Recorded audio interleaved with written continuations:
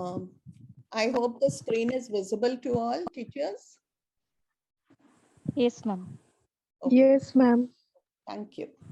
So our topic for today's webinar is post-pandemic return to offline teaching, overcoming the challenges. We are all aware that in the last 2 years, the teaching learning process has undergone an unprecedented transformation. The learning environment has changed drastically. The school systems have changed. And now as in-person school and learning is being rolled out, do we think that things will spring back to as they were earlier? Students are happy to go back to school. They want to interact with their friends, their teachers. But as educators, do we think that this transition from online to offline teaching is going to be smooth? No, ma'am, it will take time. Yes, it will take time. No. Yeah. So students are going to find great difficulty.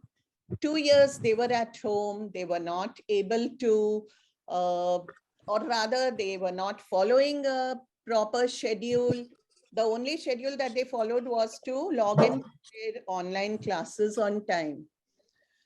Now, when they have to get up early, reach school on time, follow a routine, it is going to be too overwhelming for them. And therefore, it becomes the responsibility of us, the school, the educators, the counselors to support them during this transition to offline teaching, learning, and ensure their mental and emotional well-being.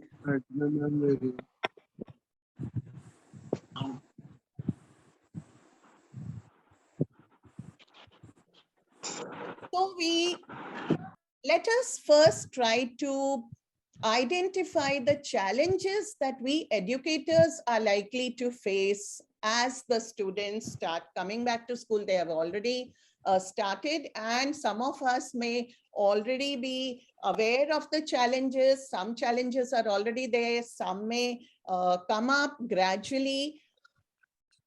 Can we identify these challenges?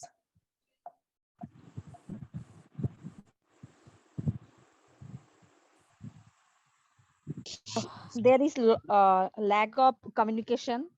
They can't Okay, able ma'am. to means they can't able to mingle with others because that is 2 years gap. Yes, lack of communication, lack of social skills. So I have broadly listed the challenges that we educators are likely to face as we move on from online to offline teaching. I'll just take them up one at a time. You can see a few that have been the major ones that have been listed here on the screen. So adjustment to school routine and timings. Students have to get up early now, get ready for school, reach school on time. In school, follow a proper routine. They will find it difficult. There is an overall increase in their stress levels, fear for various reasons. Again, they have been home for almost 2 years with very little social interaction. So there will be social anxiety. For the primary kids who have not gone to school at all, or may have gone to school maybe for a year or two and then back home for 2 years, they may have separation anxiety. Lack of social interaction is followed up with lack of social skills. And all this leads to very low confidence. Again, as one of you mentioned, they may just be disinterested, not wanting to communicate, wanting to participate in class activities. Also, at home, Educators, please.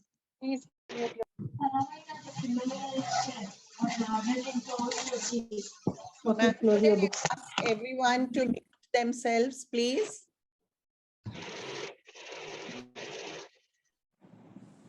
Thank you. While at home, they never had to sit for a long duration. Now in school, they straight for more than one period. So that may also be difficult for them. The disciplinary issues were always there. Pre-pandemic, post-pandemic also, they will be there. But there are two major challenges that we educators are going to face. And those are poor writing skills and huge learning gaps. If you can see, I've put it in caps. And poor writing skills across all disciplines, not only for languages. It doesn't apply only to languages. So we'll take these up in more detail a little later. As of now, these are broadly the challenges that we teachers, we educators are likely to face or are already facing. But can we look at the students' perspective? We are only looking at what are going to be our challenges. Let us look at the students' perspective. What are their apprehensions? What are their expectations as they go back to school, as they come back to school? And I have just put them into three categories. First and foremost, they want to feel loved, safe, and protected. They may have gone through very difficult times, very trying times. The trauma may still be there. Today, when they come back to school, they want to feel loved, safe, and protected. They want to share their emotions of the pandemic with their peers, with their teachers. They want, they hope that there will be someone who will be ready to hear their concerns patiently and even address their concerns. And we have to work accordingly to ensure that their concerns are addressed, to ensure their mental and emotional well-being. Generally, they want to interact with their friends, they want play, a lot of outdoor activities, which they were missing out on while they were at home in these 2 years. Also, various other activities like art activities, other co-curricular activities. They also know that they have to get back into the routine. So they are okay with normalcy, some routine initially. They want some freedom to snack, to drink water, get up, walk around just, talking to their peers for a minute or two. They want that kind of freedom, initially maybe. Best if we want to be feel more empowered in school, have more in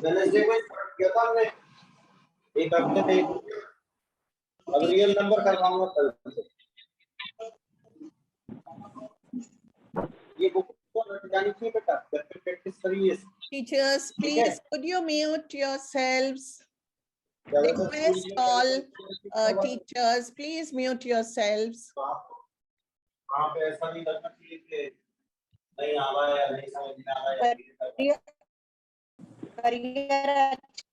Career Achievers Academy for you. Please mute yourself.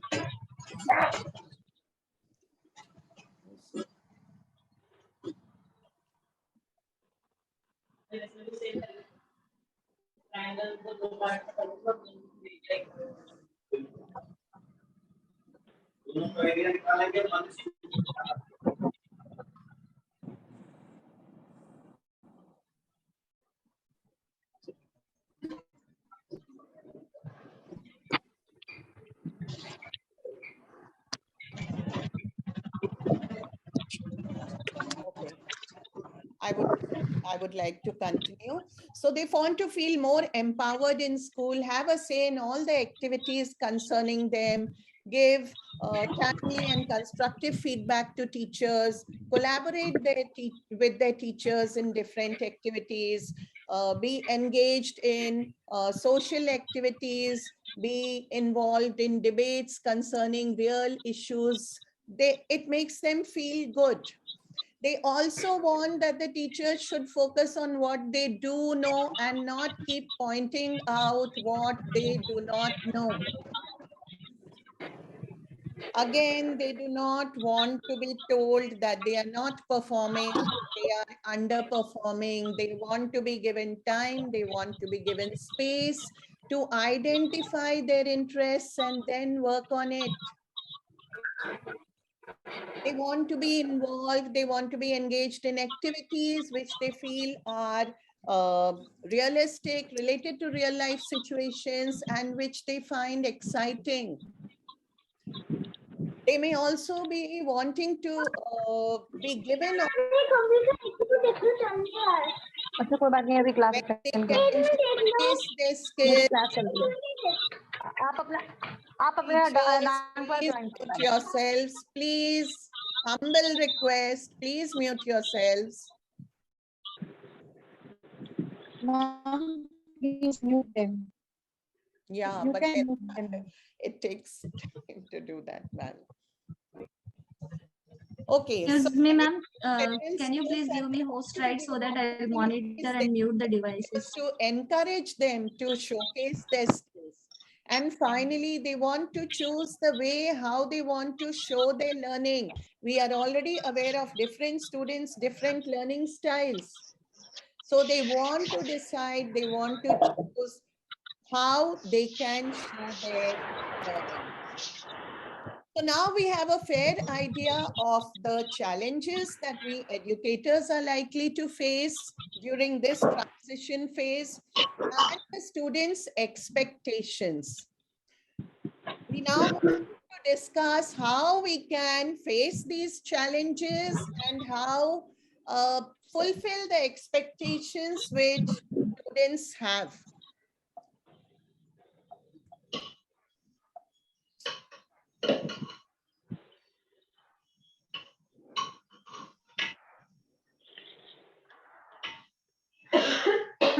So the first thing that we need to do is find a holistic solution to post-pandemic stress and anxiety.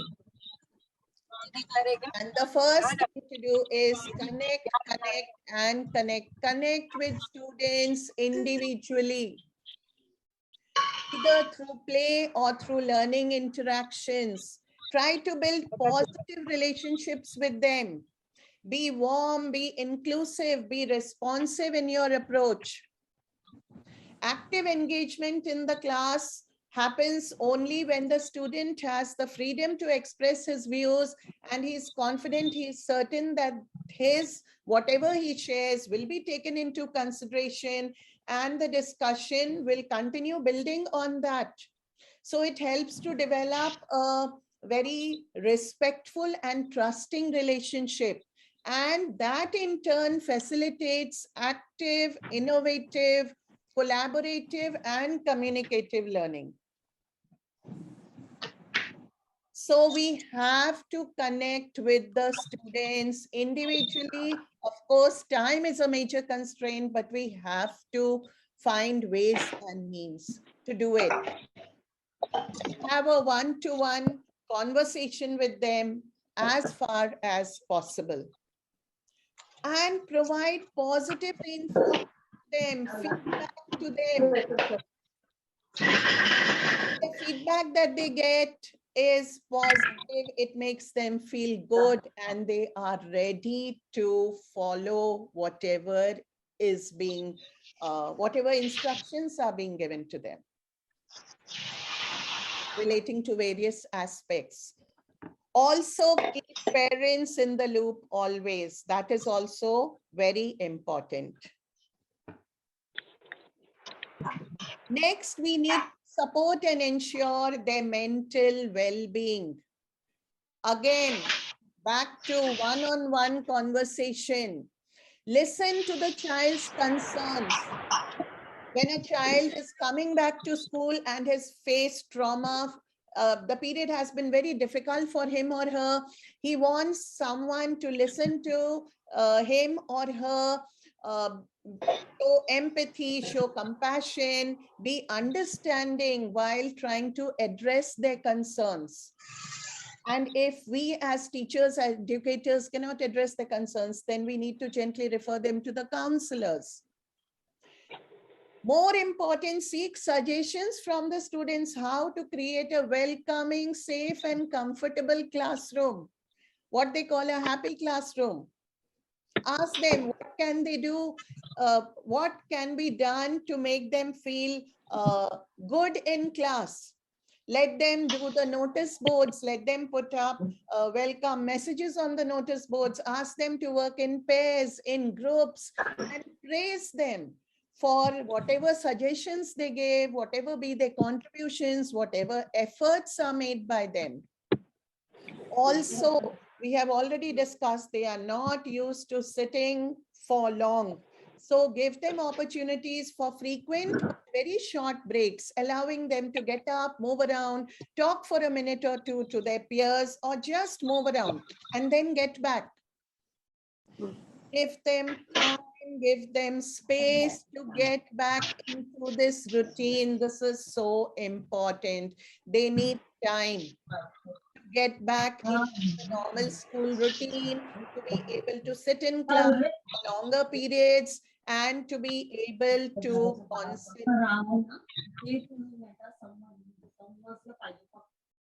A follow-up to mental well-being is to promote social and emotional learning.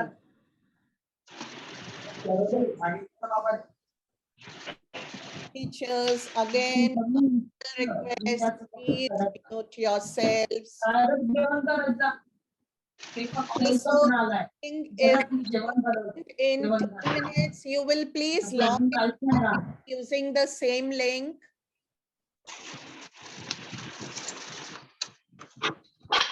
So we need to promote social and emotional learning to help them build their social skills. And to promote social and emotional learning, we help them develop skills for these 5 competencies, which we call self-awareness, self-management, social awareness, relationship skills, and responsible decision-making skills. What is self-awareness? To be able to recognize and control one's emotions, identify one's strengths and weaknesses, be confident of one's abilities. Self-management is to take control of one's reactions in any kind of situation. Set goals for oneself, pursue those goals. Social awareness. In any situation, we are interacting with people from different backgrounds, diverse cultures. We need to appreciate their perspective.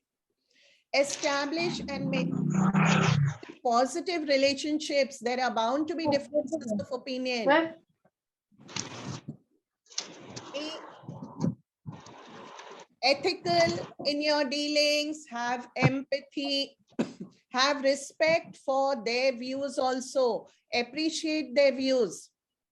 And finally, while taking any decision, weigh the pros and cons, think of the consequences, the repercussions it is likely to have on you and on others. So social and emotional learning is not treated as a designated subject, but it is generally woven into the school curriculum. செல்வி அக்கா சொல்லிருங்க. Teachers, kindly mute yourselves, please.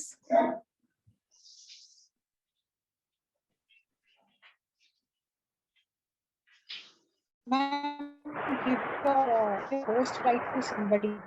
Teachers, Host right to somebody so that they can do it. yeah, but okay. I'll continue. So social and emotional learning is not a designated subject in schools. It's woven into the school curriculum. Some teachers How may to set a period stop aside every week to discuss these skills, how to develop them. And most teachers would like Ravina? it into their lesson plan. For example, after completing a lesson, after completing a concept, assign them group projects. So the students there then designate roles to each group member, who's going to do what, how. So they are interacting and they need to develop all the social skills, also emotional skills. And these social and emotional skills are needed in school, elsewhere, and also later in life. They are very important.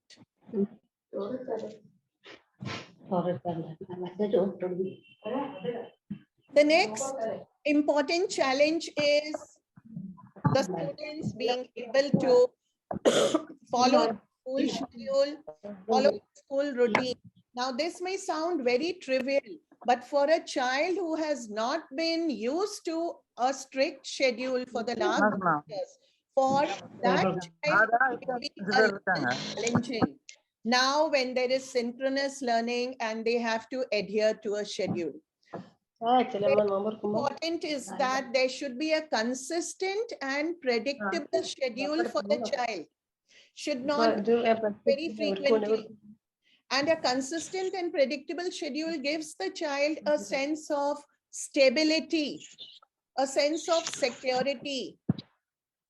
The teachers have to keep frequently referring to the schedule so that the child is aware of it and thereafter planning how to move forward in that schedule in mind.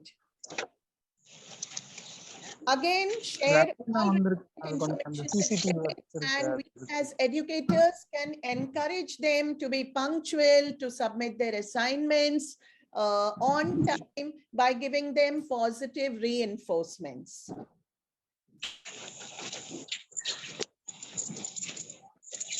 Next, we come to disciplinary issues. Now, disciplinary issues are very deep-rooted problems that have been, they predate the pandemic and they are still there. We as educators are all aware what are the kind of disciplinary issues, and we all deal with them in our own way. So just a few broad tips on it. Excuse me.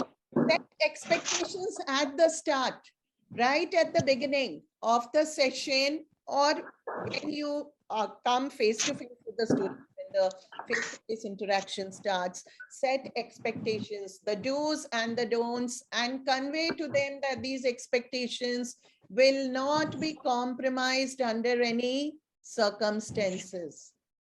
Again, more important, involve students in making the rules.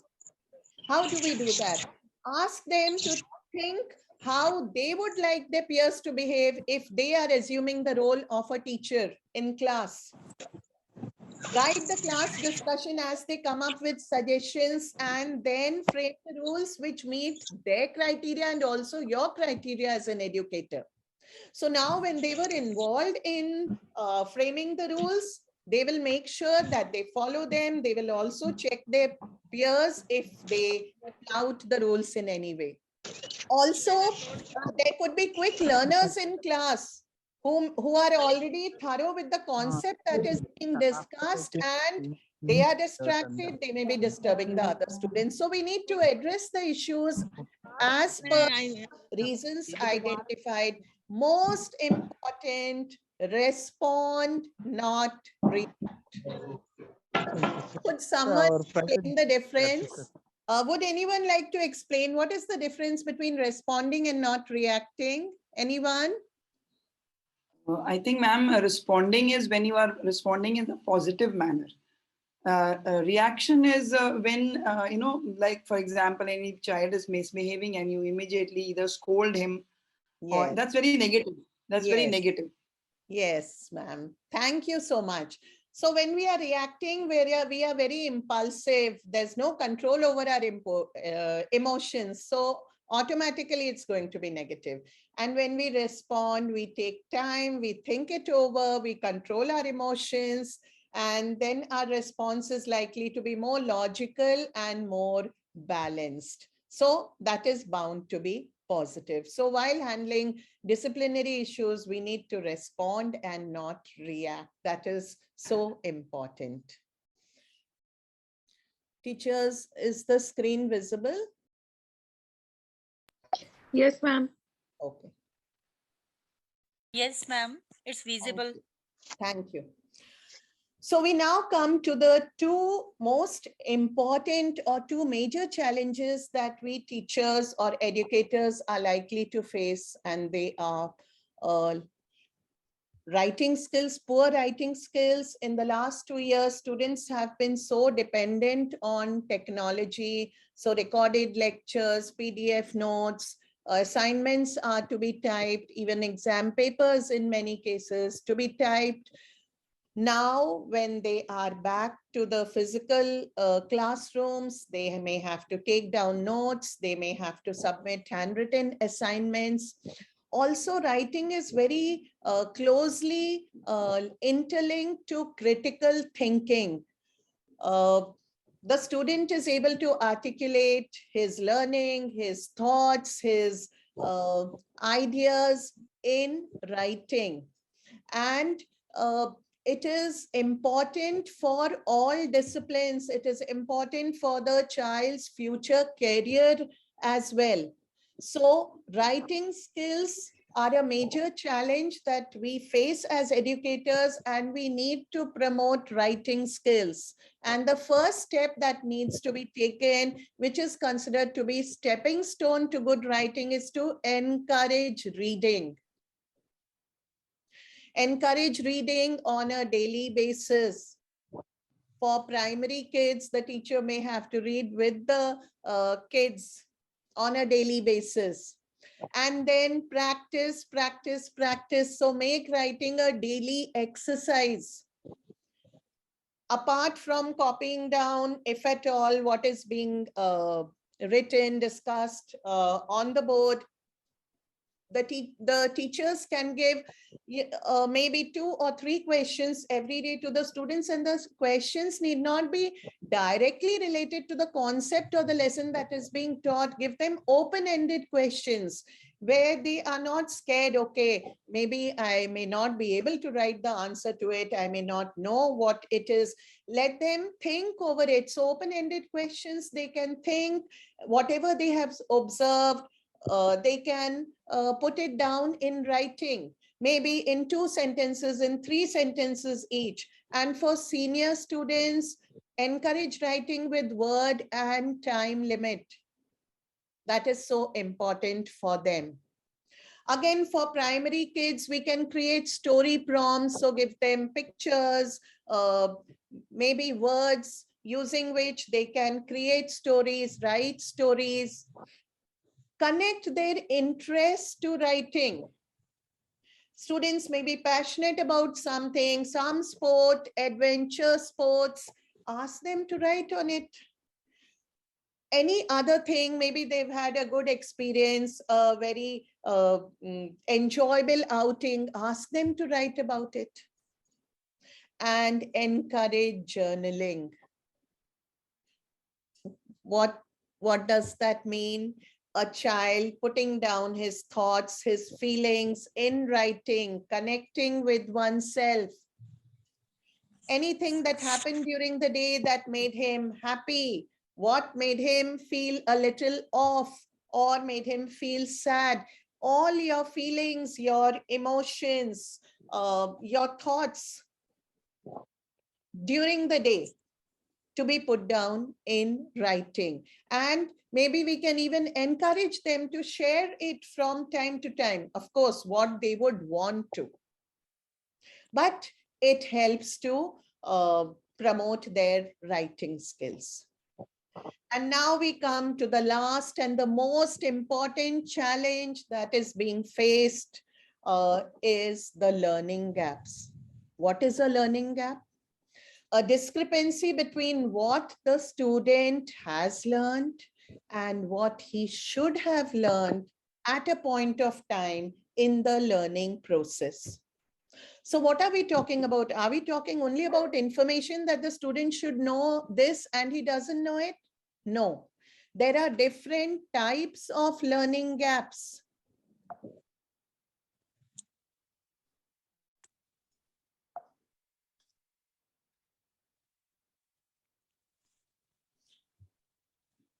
Knowledge, skill, motivation, environment, and communication gaps.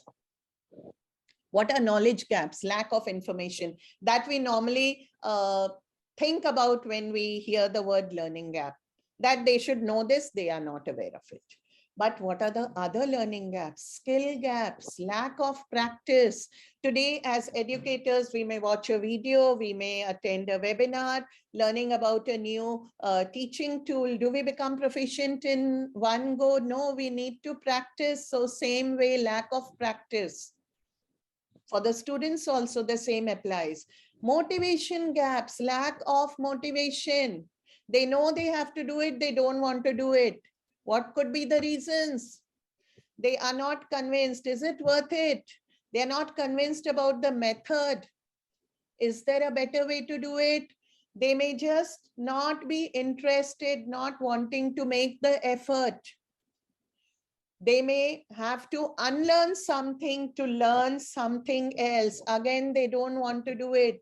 Or there may be fear, there may be that anxiety. What if I'm not able to do it? So let me not work on it at all. These are motivation gaps. Environment gaps could be a non-conducive learning environment, which many kids faced at home. It could be lack of space, siblings sitting in the same room, attending their online classes, parents working from home. Now what happens is it creates problems in their learning. And when they persist, then it affects the learning process. There could be other environment barriers. There may be lack of resources, technology, lack of clear directions, due to which there have been learning gaps. And finally, communication gaps. That is lack of clear communication. Proper directions are not given, incorrect directions are given, or directions may be given, but they have been interpreted or rather misinterpreted. So now that we have understood the learning gaps, let us now try to see how we need to, or how could we identify the learning gaps. What are the tools that are available to us to identify these learning gaps? First is non-assessment assessment, group or one-on-one interviews or sessions, 5 questions a day, confidence checks, analyzing current and past assessment scores, students themselves identifying them. I'll go through them.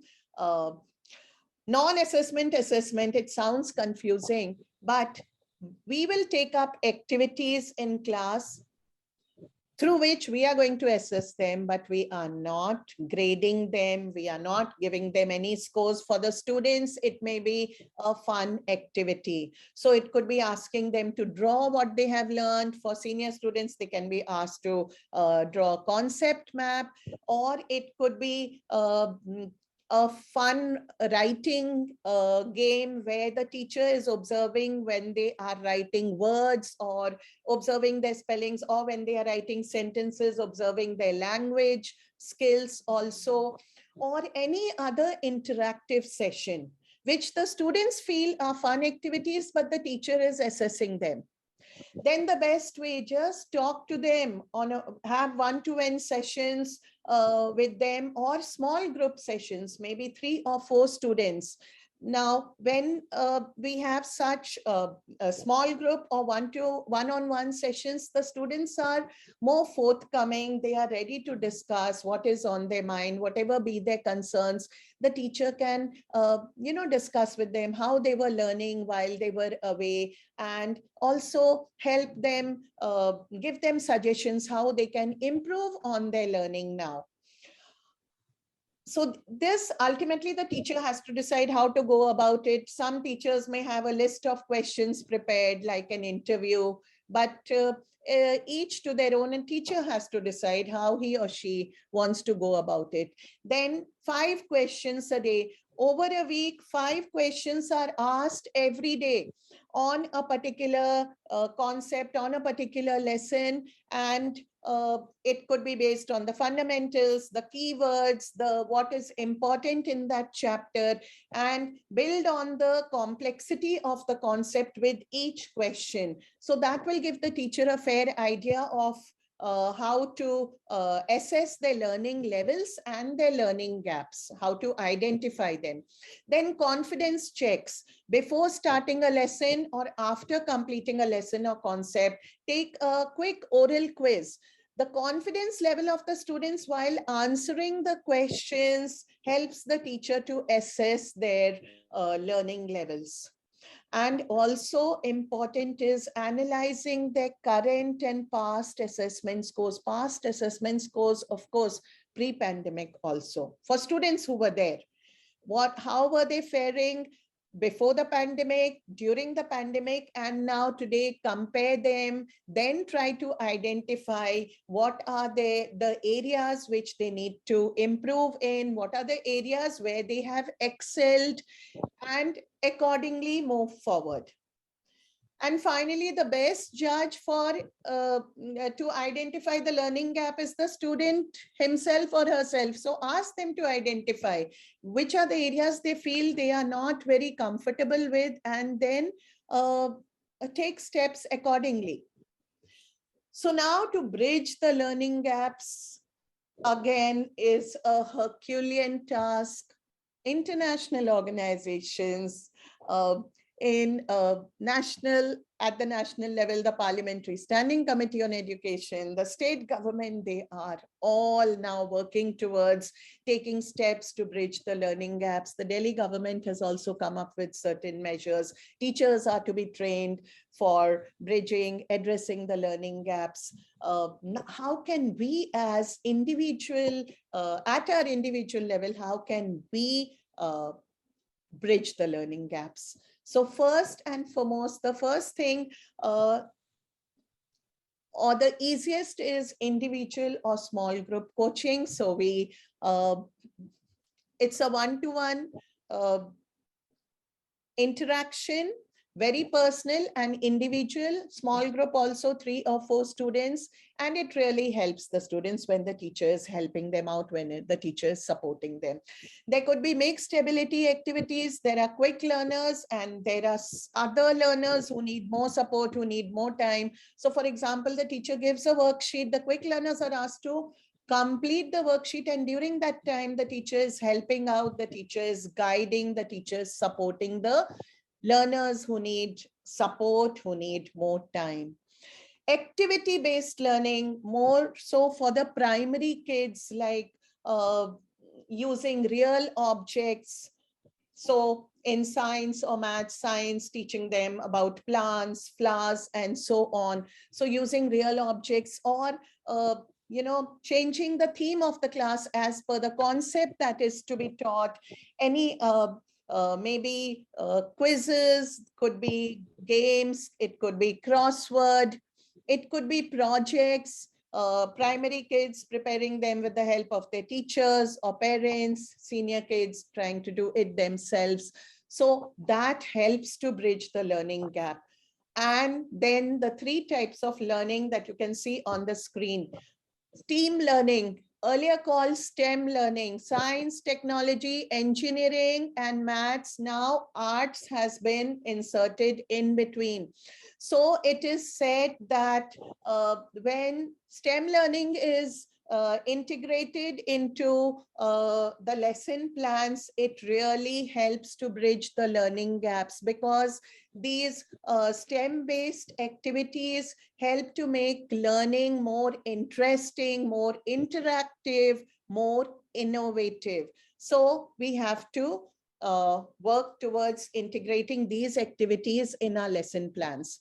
Collaborative learning is something that we should all go for. Make the students, put them in pairs or in groups, help them or make them discuss any concept, then discuss it with the class as a whole, or make groups and let them find solution to problems that have been given to them, and so on. There is something called scaffolding learning. The phrase used for it is I do, we do, you do. This is from a teacher's perspective. So the teacher is introducing a new concept, explains to them how things are to be done. Thereafter, the class does it together, and thereafter the individual student does it. So like a scaffolding, initially the teacher is providing complete support, and gradually the support is being withdrawn. And there are strategies for it, like think, pair, and share, sharing important vocabulary, using technology. I can't go into the details, but these are the different types. And most important, anything that the student does, give him fast and meaningful feedback. Please don't highlight the errors. Please don't give scores. Just tell the student, this is what he did very well, and he can improve further taking these steps. And the students will surely work on them. And before I end, while bridging the learning gaps, there is a term used. We as teachers, we are there all the time. We are the ones who observe the students, and we are quick to identify the learning levels and the learning gaps. So we have to decide whether to address the learning gap, we need to use a Band-Aid or a bandage. For example, we have identified that majority of the students in the class are not thorough with the concept, then we'll have to redo it. So that is like a bandage. But suppose there is certain concepts which we think we can integrate with what we are continuing in class, then we will be using a Band-Aid treatment. So it is for us teachers to decide how to go about it. And that brings us to the end of the webinar. I hope I have been able to provide you some tips on facing the challenges, which will be there for us during the transmission, during the phase from online to offline teaching. And the entire time we are discussing only the challenges, the students' apprehensions. Why can't we also appreciate what the children have dealt with during the time they were away, and also ask them what extra things they have learned during this time? Appreciate them. And I'm sure they have all something positive to tell us about. And I close with a final quote on education. The objective of education is to turn mirrors into windows. And with that, I end my discussion. I hope there are some takeaways from the webinar, teachers. Yeah, very wonderfully presented. Lots of research went to it, I'm sure. Yes. And it's really a challenge, actually. What you said is 100% true. All the points, actually, we could exactly feel that, because after so much of 2 years of online, coming back to offline was not a joke, certainly. And the stress levels are high for the students as well as the teachers, because it's a totally new thing. Yes, sir. And that is why I thought let us also address it from the students' perspective. Yeah. What are their... Yeah, students' perspective. So that's very good. I like the ending that you did, Band-Aid and Bandage and all that. Yes. So that was something very, very useful for all educators. Yeah, because if we start redoing every chapter, every concept, then there is always that time